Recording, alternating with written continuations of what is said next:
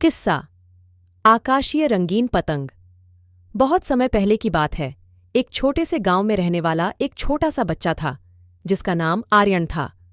वह बच्चा रोज किसी बड़े पेड़ के नीचे बैठकर अपनी पतंग से खेतों में उड़ान भरता था।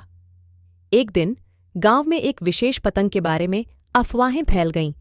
उस पतंग का कहा जाता था कि जब तक आप उसे उड़ाते रहेंगे तब तक आपकी हर मुराद पूरी होगी।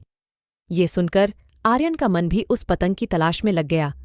अगले दिन आर्यन ने गांव के बाजार से उस खास पतंग को खरीदा। वह बड़े उत्साहित होकर वापस लौटा और उसने अपने दोस्तों को बताया कि वह इस पतंग के साथ एक नई यात्रा में निकल रहा है। पहली बार जब आर्यन ने वह पतंग उड़ाई तो एक चमकती हुई रोशनी ने उसे घेर लिया। सभी लोग उसके उड़ान को देखकर हैरान रह गए।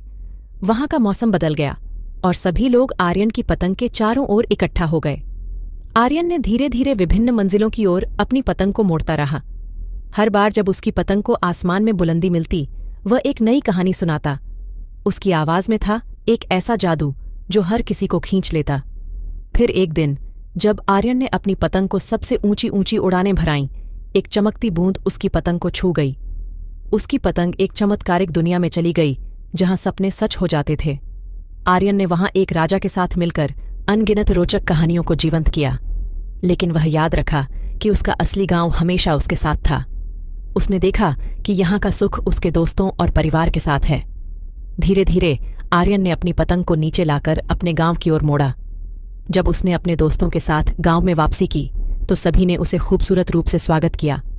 आर्यन ने सीखा कि अगर आपकी पतंग ऊंची हो तो आपको अपनी जड़ों से कभी भी भूला नहीं जाता। वह अपने सफलता की कहानी सुनाकर सबको प्रेरित करता रहा और गांव में हमेशा खुशियों की हवा बनी रही।